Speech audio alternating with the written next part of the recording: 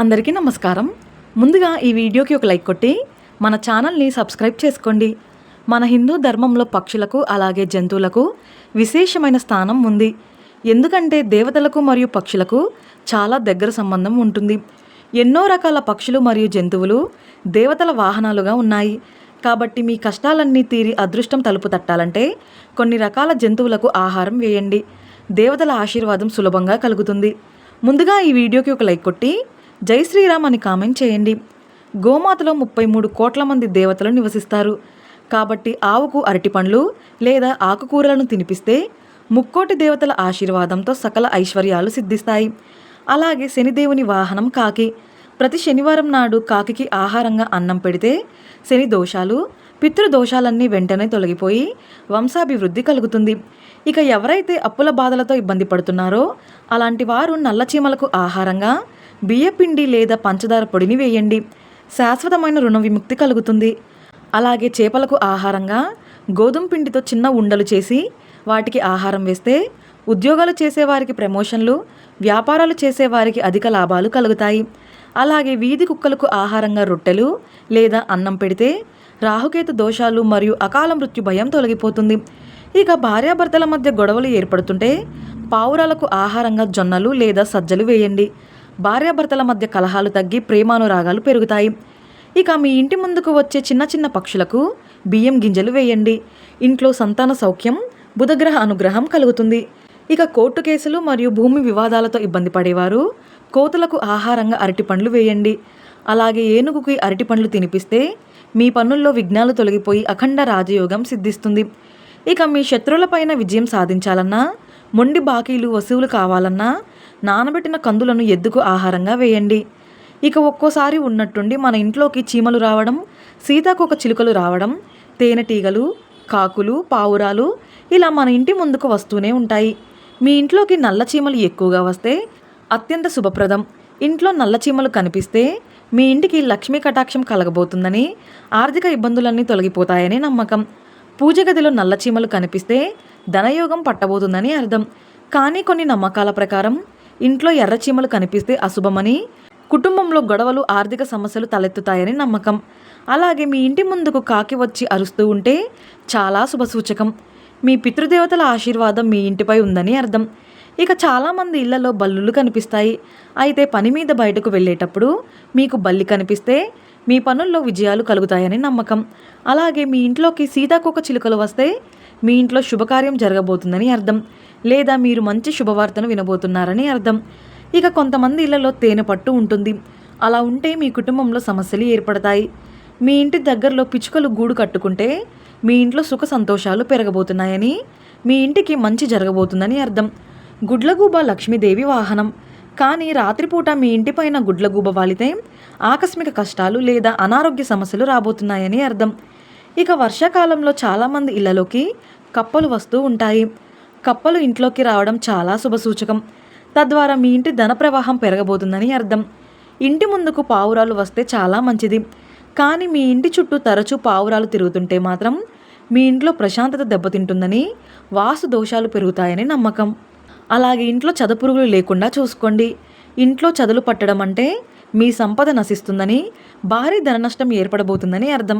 ఇక మీ ఇంట్లో దేవతలు సంచరిస్తూ ఉంటే ఖచ్చితంగా కొన్ని సంకేతాలు ముందుగానే కనిపిస్తాయి.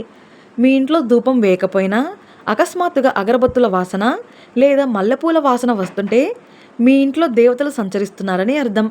అలాగే తెల్లవారుజామున 3:30 గంటల నుండి 4:30 మధ్యలో మీకు అకస్మాత్తుగా మెలకువ వస్తుంటే దైవశక్తి మిమ్మల్ని పూజకు ఆహ్వానిస్తుందని అర్థం. కాబట్టి ఉదయాన్నే మీకు మెలకువ వస్తే ఖచ్చితంగా ఇంట్లో దీపారాధన చేసుకోండి. అలాగే ఇంట్లో పూజ చేసేటప్పుడు దేవుని పటాల నుండి పూలు కింద పడితే మీ పూజలకు ఫలించాయని, మీ ఇంటిపై దైవానుగ్రహం ఉందని అర్థం. అలాగే దేవుని పాటలు వింటున్నప్పుడు లేదా పూజ చేసేటప్పుడు మీకు తెలియకుండానే ఒళ్ళు పుల్లకరిస్తే మీ ఇంట్లో దేవతలు ఉన్నారని అర్థం. ఇక మీ కలలో దేవాలయాలు, దేవుని విగ్రహాలు కనిపిస్తే మీ కుటుంబంపై దైవ కటాక్షం ఉందని అర్థం. ఇక ఇంట్లో దీపారాధన చేసేటప్పుడు అగరవత్తుల పొగ ఓంకార రూపంలో కనిపిస్తే మీ కోరిక త్వరలోనే నెరవేరబోతుందని అర్థం. ఇక మనలో చాలామందికి వాస్తుకు సంబంధించిన కొన్ని సందేహాలు ఉంటాయి.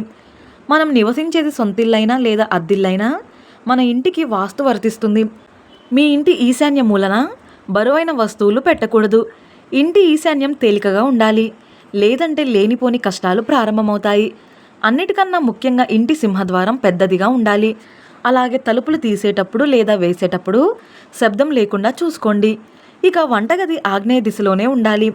అలాగే ఇంటి యజమాని పడక గది నైరుతి దిశలోనే ఉండాలి. రాత్రిపూట నిద్రించేటప్పుడు దక్షిణం వైపుకి తలపెట్టి నిద్రపోవాలి. మీ ఇంటికి ఉత్తరం మరియు తూర్పు దిశలో కిటికీలు ఎక్కువగా ఉండాలి. దీనివల్ల మీ ఇంట్లోకి పాజిటివ్ ఎనర్జీ ప్రవేశిస్తుంది. ఇంట్లో ఉండే అద్దం తూర్పు లేదా ఉత్తర గోడకు ఉండాలి, కానీ మంచానికి ఎదురుగా అద్దాలు ఉండకూడదు. ఇక వంటగదిలో వంట చేసేటప్పుడు తూర్పు ముఖంగా నిలబడి వంట చేయాలి. నగలు డబ్బులు పెట్టుకునే బీరువాను దక్షిణ గోడకు ఆనించి బీరువా తలుపులు ఉత్తరం వైపుకు తెరిచేలా పెట్టుకోండి. దీనివల్ల మీ ఇంటి ఆదాయం పెరుగుతుంది. మన కుటుంబంపై దేవుని అనుగ్రహం ఉండాలంటే ఖచ్చితంగా కొన్ని నియమాలు పాటించాలి. ప్రతిరోజు ఉదయాన్నే ఇంటి ముందు బియ్యపిండితో ముగ్గు వేస్తే ఇక ఆ ఇంట్లో లక్ష్మీదేవి తాండవిస్తుంది. అలాగే ప్రతినిత్యం ఇంటి గడపలకు పసుపు రాసి కుంకుమ బొట్లు పెడితే మీ ఇంట్లో మహాలక్ష్మీదేవి స్థిర నివాసం ఉంటుంది. ప్రతినిత్యం తులసి కోటను పూజిస్తే అకాల మృత్యు దోషాలు తొలగిపోయి అష్టైశ్వర్యాలు కలిసొస్తాయి. వాస్తు ప్రకారం ఇంటిని శుభ్రంగా ఉంచుకోవాలి. ఇంట్లో బూజు ఎక్కువగా ఉంటే మీ కుటుంబంలో కష్టాలు ప్రారంభమవుతాయి.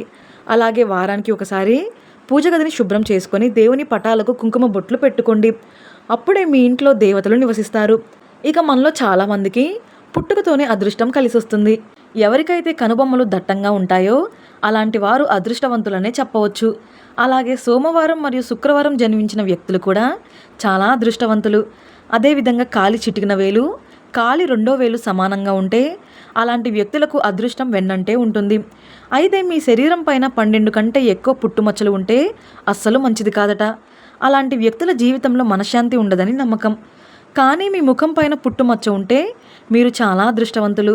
ఇక ఆడవారికి ఎడమ కన్ను అదిరితే మంచి జరగబోతుందని అర్థం. అదే మగవారికైతే కుడి కన్ను అదిరితే అదృష్టం వరిస్తుంది. మీ ఇంటికి సంపదను తెచ్చిపెట్టే మొక్కలలో శంకు పుష్పం ఒకటి.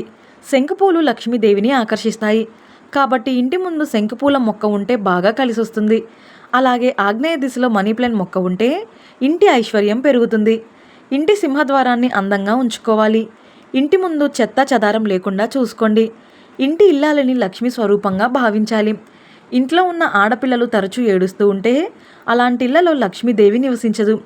ఇక ప్రతిరోజు తప్పనిసరిగా ఇల్లంతా సాంబ్రాణి పొగ వేసుకోండి. మీ ఇంట్లోకి నెగిటివ్ ఎనర్జీ ప్రవేశించకుండా మీ కుటుంబంలో సుఖ సంతోషాలు ప్రారంభమవుతాయి. అలాగే చినిగిపోయిన బట్టలను ధరించకూడదు. దీనివల్ల మీ ఇంటి లక్ష్మీదేవి దూరం అవుతుంది. ఇక ఎవరైతే ఆర్థిక సమస్యలతో ఇబ్బంది పడుతున్నారో అలాంటి వారు ప్రతిరోజు ఉదయం స్నానం చేసి ఒక శక్తివంతమైన మంత్రాన్ని జపించండి.